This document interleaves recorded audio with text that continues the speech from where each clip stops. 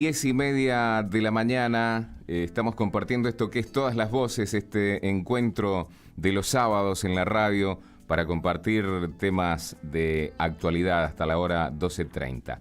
La temperatura a esta hora en San Rafael, de acuerdo a lo que nos informa el servicio meteorológico, 24 grados 8 décimas, la humedad es del 42%, hay viento del sur a 7 kilómetros en la hora y el cielo está algo nublado. Bueno, como lo adelantábamos, tenemos en nuestros estudios la visita del ingeniero Tomás Ulzurrum, que ha venido a charlar con nosotros de todo lo que tiene que ver con la importancia, digamos, de la obra de Portezuelo del Viento, fundamentalmente, y del potencial que hay, digamos, en algunos, como en este caso en el río actual. Ingeniero Ulzurrum, ¿cómo le va? Buenos días, muchas gracias por acompañarnos. Buenos días y gracias a ustedes por poder comunicar algo a la gente. Bueno, para entrar en tema, le contamos a la audiencia que el ingeniero Ulzurrum ha trabajado, digamos, durante muchísimos años, casi podríamos decir, casi toda su vida en esto. Ha sido ingeniero de la empresa Agua y Energía, ha trabajado en los proyectos hidroeléctricos más trascendentes que tiene el sur de la provincia. Ha trabajado, entiendo, en obras significativas, como fue la de Valle Grande. Valle Grande, o el Toro. Exactamente. Principio de Reyuno, Alicurá, Futalefú. Después he sido director de proyectos, de varios grandes proyectos. Bueno, ingeniero, usted me contaba recién fuera de micrófono que el tema de Portezuelo del Viento y su potencial se gesta ya por los años 70, ¿no? En cuanto a las investigaciones que comienzan a realizarse. Sí, hay investigaciones, trabajos de muchos años, trabajos que fueron parciales. Nunca se encaró un trabajo completo. Recién para el año 85 me autorizaron a hacer un relevamiento de los ríos de Mendoza, apuntando al Río Grande, porque era el único río que Agua y Energía no estudiaba. Entonces conseguí que empezáramos a ver qué potencial eléctrico podía tener ese río. Cuando hicimos las cuentas, cuando hicimos los primeros lineamientos, lo que se llama el estudio previo de la capacidad del río, descubrimos que había la posibilidad de instalar 5 presas con 5 centrales, y la generación que podíamos llegar a tener el día de mañana cuando tuviéramos todas esas centrales sería de 3.370 gigavatios hora año. Calculemos que Niwil, por ejemplo, está en 850 gigavatios hora año.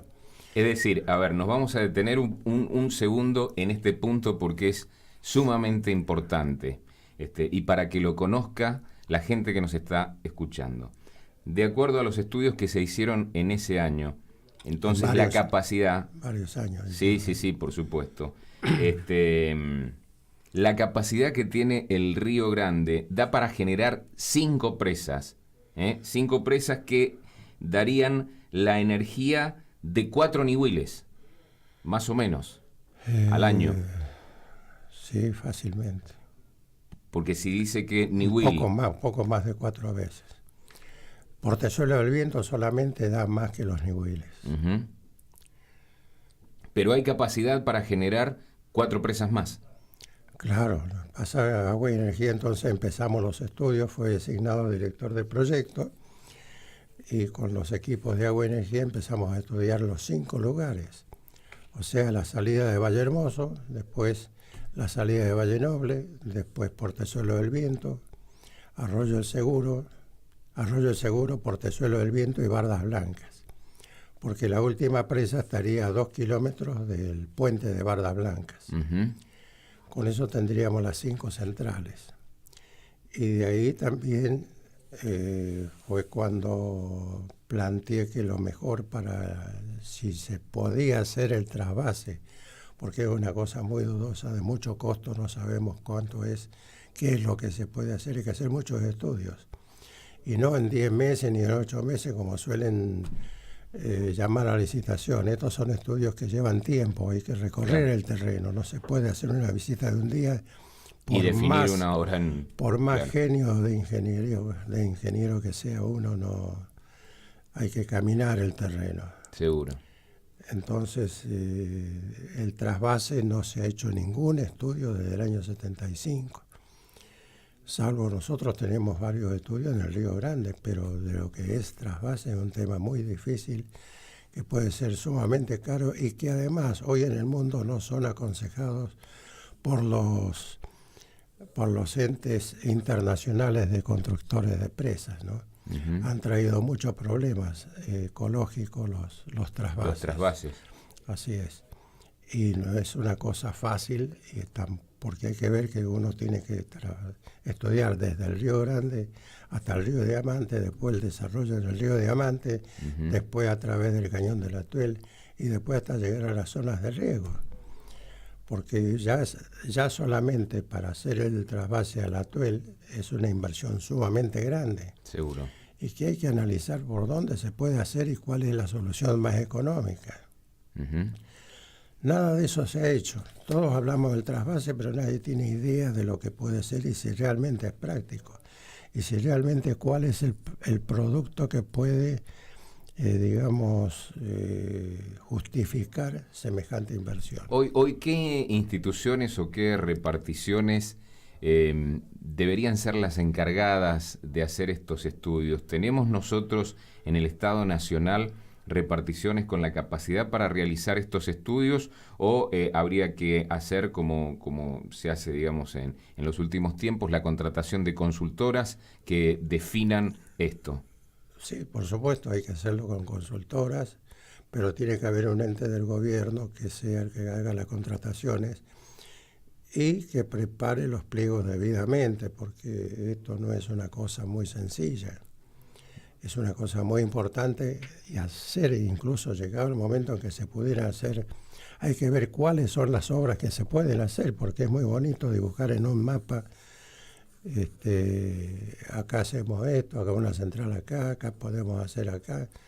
No, hay que ver qué se puede hacer. Para eso hay que hacer todos los estudios del terreno, los estudios ambientales, los estudios de todo tipo, agrícolas, de suelo, de roca, de fundaciones, para ver qué es lo que se puede hacer y cuánto puede salir, hacer anteproyectos y evaluarlos. Uh-huh. Porque hasta ahora está todo en el aire, nadie sabe en qué consiste un trasvase. Sabemos que podría haber allí un potencial para garantizar el caudal en el río Atuel, pero no se sabe entonces a ciencia cierta cómo llegar a eso. No sabemos si lo podemos garantizar, porque uno de los problemas más graves acá es el cruce del Cañón del Atuel. Porque al aumentar la cantidad de agua, también no tenemos, en el río Atuel no tenemos lugar para almacenar agua. Uh-huh. El almacenamiento lo tenemos que hacer entre Portezuelo del Viento y Bardas Blancas. Recién ahí podemos regular bien el río y ir mandando lo que haga falta. Y de todas maneras, esa agua es carísima. Después de Valle Grande, el mismo aluvión del río hace que se pierda muchísima agua por infiltración. Ahí se pierde un 35% del caudal por infiltración en el lecho del río. Uh-huh. Entonces, esa nueva agua que cuesta tan cara ya llegar hasta el Valle Grande, hay que llevarla con muchísimo cariño, claro, amor y cuidado. ¿Que hay que impermeabilizar todo eso? ¿Cómo eso es lo que hay que estudiar. Claro. Entubar, impermeabilizar, porque hay que evitar la evaporación también. Lógico.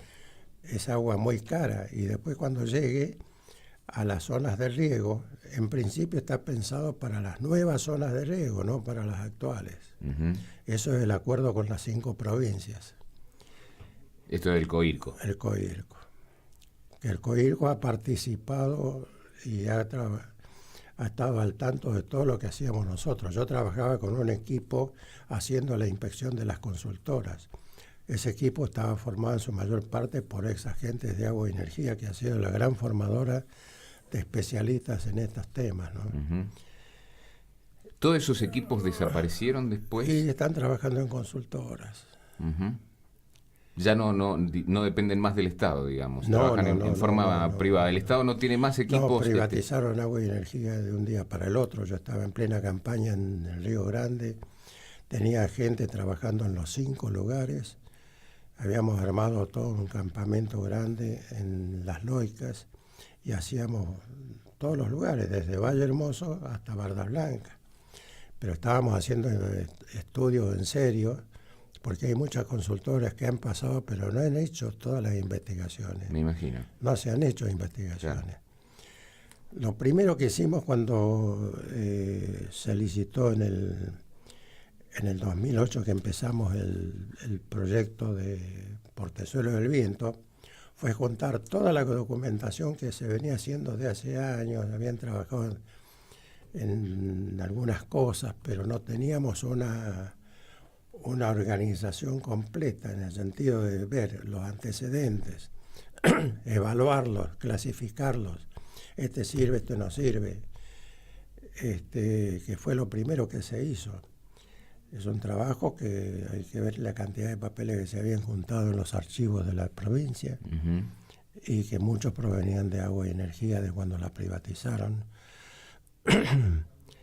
Entonces, hacer un análisis de eso, ver qué era lo que servía y completar con lo que pedía la licitación. La licitación pedía que nosotros hiciéramos también los estudios básicos que faltaban muchísimo, porque Seguro. cuando estábamos trabajando en eso, cuando privatizaron agua y energía en el año 91, de un día para el otro. Yo acababa de llegar esa semana para instalarme para la nueva temporada, y a los 3 Y se días enteró me que- llaman, a los 3 días me llaman a Las Loicas por radio para avisarme que bajáramos con todo de vuelta, que se había privatizado la empresa.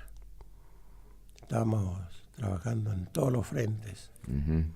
a muy Y es buen un trabajo ritmo. que se perdió, entonces, prácticamente. Y quedó interrumpido, y después la provincia, de un tiempo después, sí, hicieron el Instituto de Política Energética, que volvió a continuar con los trabajos. Ahí me volvieron a contratar. En ese momento, ¿qué empresa fue la que se quedó con agua y energía? Bueno, ¿Lo recuerda? no, ahí fue cuando se privatizaron las centrales. Sí. Se cerró agua y energía, y tanto es así que durante casi un año no hubo mediciones de nieve ni de agua.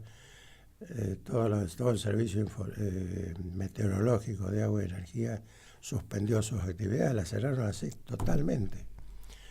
Meses después se dieron cuenta de la barbaridad que se había hecho, ¿no? Claro. Y empezaron a privatizar las centrales.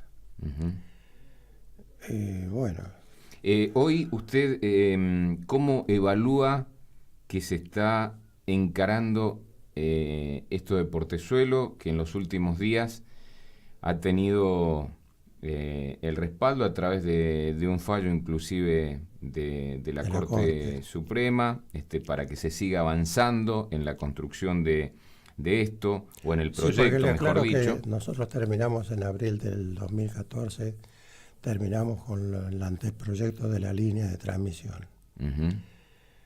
Ya habíamos terminado el año anterior con todo el proyecto a nivel constructivo. Son 32 tomos con todos los estudios, todos los análisis, todos los cálculos. El proyecto de la presa, 400 planos, estaba listo para ser licitado, incluso hasta los pliegos. Lo único, Año 2014, 2013. 2013. 2014 completamos con la línea, Ujú. el anteproyecto. Yo estaba a la cabeza del equipo de inspección. Yo era el que aprobaba todos los tipos de trabajo, así que fíjese que nosotros entramos a hacer toda la calificación de los antecedentes.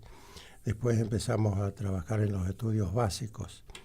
Los estudios básicos, que son topografía, geología, geotécnica, estudios de yacimientos, estudios ambientales, estudios sísmicos, estudios hidráulicos, estudios estructurales del macizo de roca, perforaciones. Les voy a decir, hicimos 875 metros de perforaciones en roca y 400 en aluvión. Y ahí fue donde descubrimos que habían en el lecho del río tiene una profundidad de casi 40 metros, encontramos mantos de arenas licuables. ¿Qué es eso? Son arenas muy finas, depositadas en el río, que en el caso de sismo se pueden licuar, la presa se puede asentar, o sea que no cualquier presa se puede hacer sobre eso. Claro. Entonces se puede venir abajo. Es un caso semejante al de Potrerillos, que hubo que reforzarla muchísimo y costó muchos millones más para poder darle seguridad. A su estabilidad. Seguro. Entonces ahí directamente dijimos, bueno, otro tipo de presa no va que no sea de hormigón. Y cortamos por lo sano porque investigar si podíamos o no podíamos nos iba a llevar 2, 3, 4 años y siempre nos iba a quedar una duda. Sí, seguro. Lo más fácil era hacer como hicimos en Valle Grande. En Valle Grande sacamos los 40 metros de aluvión y fundamos la presa sobre la roca.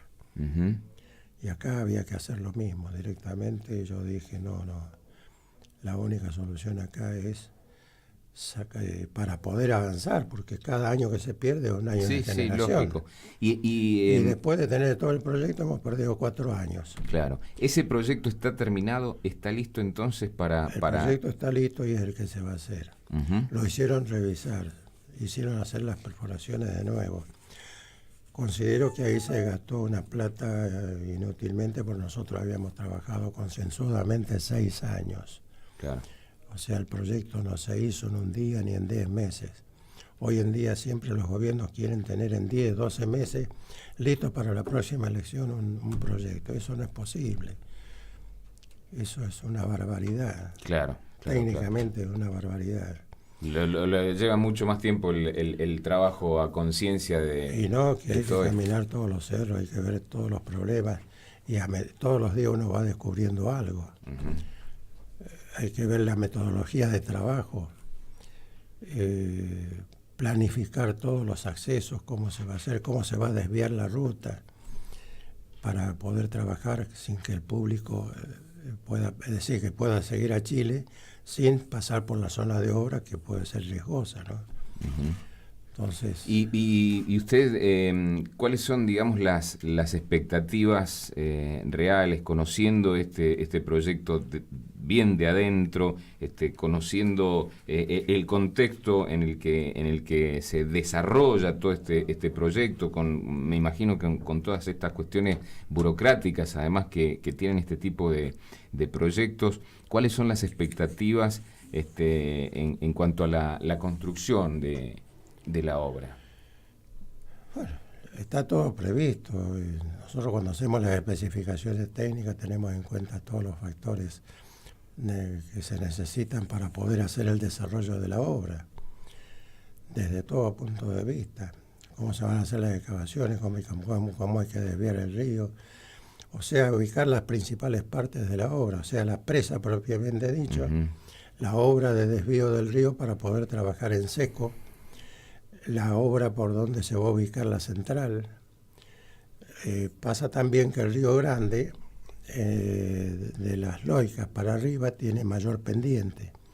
Entonces ahí las 3 centrales que se ubicarían en aquella zona necesitan de túneles para poder ganar altura. Claro. O sea, conviene, no es que necesita, conviene hacer túneles y ganar en 5 o 6 kilómetros, ganar a lo mejor 100 metros de altura, o sea, de 100 metros de potencia para las centrales. Exacto.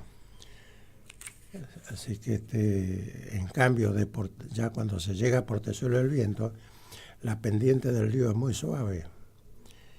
Y ya uno para ganar altura tendría que hacer túneles de 20 kilómetros, 25 kilómetros, no tiene sentido, es carísimo. Entonces se hacen las centrales a pie de presa.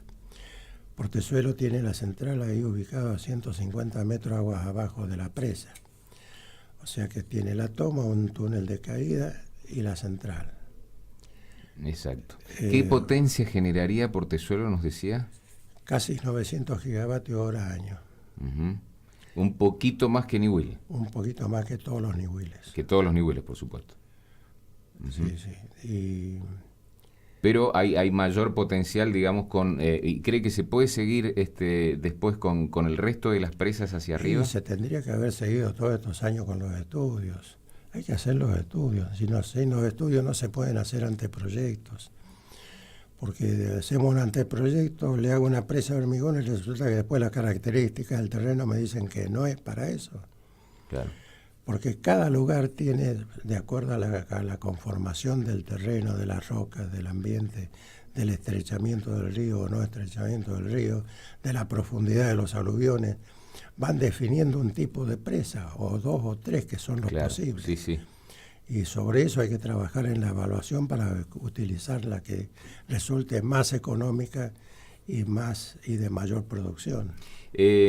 Ingeniero, lo cambio un poquito de tema, lo llevo a lo que tiene que ver con el conflicto que tenemos con la Pampa por el río Atuel. ¿Qué evaluación hace usted de este tema, de la posición fundamentalmente que ha adoptado la Pampa, de la posición que ha llevado Mendoza al CIAI? ¿Cómo lo evalúa? Mendoza ha trabajado el proyecto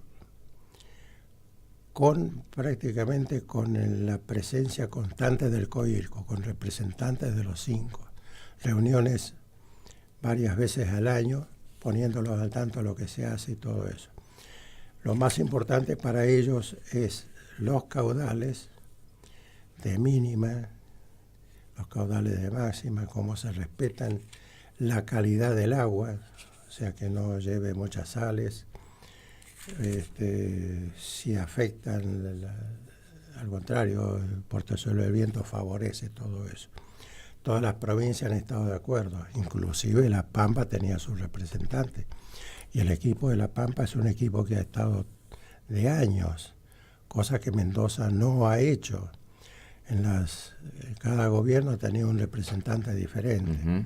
Ellos han mantenido el equipo. Ellos han mantenido el equipo. Mendoza ha cometido el error porque de acuerdo a las tratativas, cuando se empezó a formar la reunión de las 5 provincias, se dijo que teníamos que estar representados con un especialista en hidráulica o en hidrología.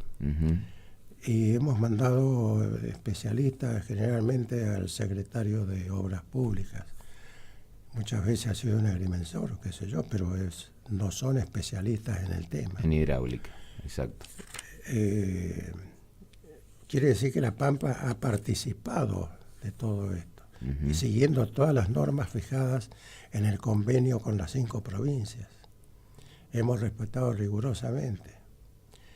Además entendieron que convenía hacer el trasvase si llegaba a ser posible, y lo hemos evaluado qué ventaja nos daría y todo, pero siempre en el aire. Claro. O sea, hemos analizado los beneficios que podría traer, pero no sabemos realmente si es rentable, si es factible hacer obras, en dónde se pueden hacer obras.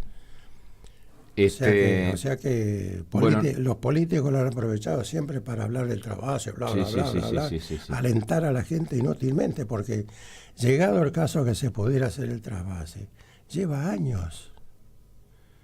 No es un trabajo que dicen 6, 7 meses está listo, no. Seguro. Hay que hacer 120 kilómetros de transporte del agua, y entre esos 120 kilómetros no nos vamos a salvar de hacer un túnel de 30 kilómetros. Claro. Entonces no tenemos topografía, no tenemos hidrología, no tenemos un montón de datos. Después hay que ver cómo se comporta el río Diamante cuando llega el Atuel, cuando él llega a la porta del Río Grande, cómo se va a comportar el Niwil cuando entre al cañón del Atuel, es el punto más difícil de todos. Y después la salida de Valle Grande. Hay que llevar esa agua a nuevas zonas de riego, que se estiman que son más de 53.000 hectáreas más o menos. pero de ahí hay que preparar las 53.000 hectáreas. Claro. ¿Y cuál es el cultivo rentable? Lamentablemente nosotros vemos que este año no tiene precio el damasco, el otro año no tiene precio la ciruela, el otro año no tiene precio la uva. Con un mercado así, o sea que hay que trabajar fundamentalmente, tendríamos que haber trabajado fundamentalmente en el tema de comercialización de los productos, claro, para garantizar el esfuerzo del productor para que y tener la evaluación de costos, digamos, y tener una evaluación muy finita. y tener una evaluación de costos y un análisis de los tiempos que va a requerir todo eso. Exacto. Porque obviamente en este conflicto que mantenemos con La Pampa... La Pampa se ha puesto en una posición caprichosa tratando de coaccionar para conseguir agua del Atuel. Uh-huh. Eso es así, claramente sí. es así. Ahora, se complica porque estos últimos 5 años han habido crisis de nieve en la cordillera. Uh-huh. Entonces son 5 años que en la cordillera han desaparecido muchísimo los glaciares. Sí.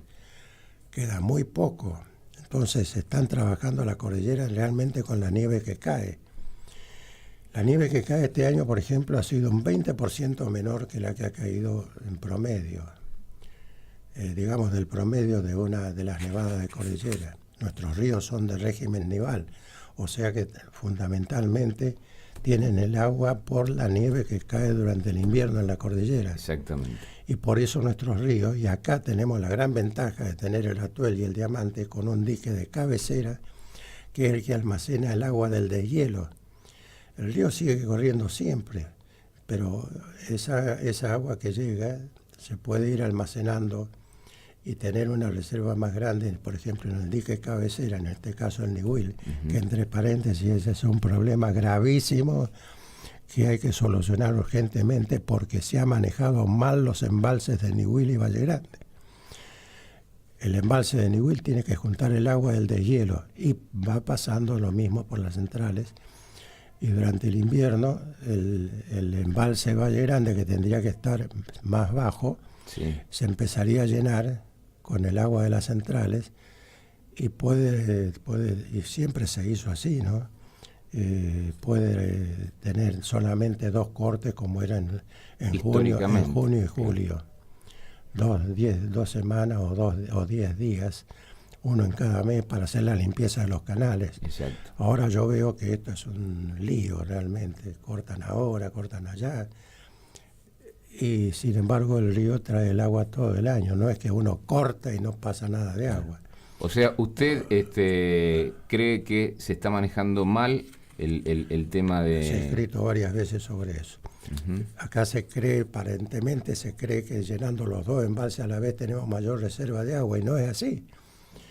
El río trabaja naturalmente porque trae la mayor cantidad de agua en el verano, entonces hay que almacenarla e ir graduándola para ir llenando el otro para el próximo verano esté garantizada la cantidad necesaria de riego. Exacto.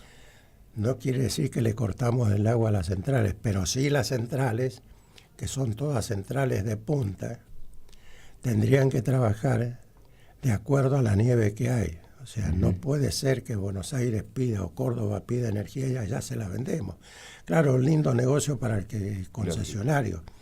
Pero acá el gobierno de la provincia tiene que poner freno y decir, un momentito, podemos alargar esto, pero no podemos alargar todo lo que quieran porque hacemos desastres como se ha hecho con el Nihuil. Uh-huh. Nihuil se ha transformado en un pantano y eso se viene así ya hace 15 años, cuando empezó el problema de los peces muertos. Sí. Es el problema, es el mal manejo del embalse. Si el embalse en el mes de julio está 3 o 4 metros más bajo, que es cuando se producen las heladas, la lama que queda flotando, la quema la helada, después el viento la va cortando y la lleva a las orillas, lo único que hay que hacer es sacarla de las orillas, pero eso sanea todo el lago. Con una maquinita cortando frente al club o frente al pueblo no solucionamos nada. Uh-huh. Hoy en día ya se hicieron estudios, en aquella época lo hizo los especialistas de Gendarmería Nacional que cuidan los lagos del sur, Sí. y llegaron a la conclusión de que ya estaban apareciendo las algas azules, que son el principio de un pantano.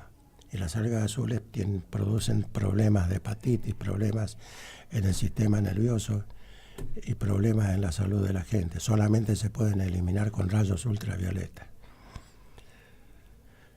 Entonces, Es muy delicado todo esto que está diciendo. Esto que le estoy diciendo es sumamente delicado y es una cosa que tendríamos que tener muy en cuenta, y que Irrigación tiene que poner punto a todo esto. No se puede manejar el río como lo están manejando. Uh-huh. Y esto lo digo yo porque tengo años de experiencia en agua y energía que hemos manejado, tengo los registros, y el río hay que manejarlo en función de la nieve que cae cuando se mide en septiembre. O sea, que uno ya tiene el pronóstico de nieve y que ya hay bastante experiencia de eso, pero lamentablemente parece que la ingeniería joven, claro, no considera las experiencias anteriores. Uh-huh. Y ahí tenemos el resultado. Un lago pudriéndose, vamos a perder un lugar de turismo. Las inversiones que se están haciendo ahí es lamentable, y el sitio turístico ahora es un lugar que no se puede ir por el mal olor. Bueno, claro, pero de todas maneras, el gobernador de La Pampa no tendría que haber hecho lo que hizo. Ha estado coaccionando cuando ellos han sido parte del COIRCO y han estado presentes, sí, en todo lo que hemos hecho. Ingeniero, hay muchísimo para seguir hablando de esto. Lamentablemente, bueno, estamos condicionados por los tiempos. Queremos agradecerle la visita. Ha sido sumamente fructífera la charla, todo los conocimientos, digamos, que usted tiene y que nos ha transmitido, y bueno, saber de todo esto tan delicado que nos estaba mencionando para tenerlo en cuenta y hacer las consultas después correspondientes. Queremos agradecerle la participación y convocarlo para un próximo encuentro para seguir charlando esto. Cuando quieran, hay mucho para hablar, hay muchos problemas que solucionar. Seguro. Muchísimas gracias y buenos días. Gracias a ustedes y buenos días. En 91.5, las noticias con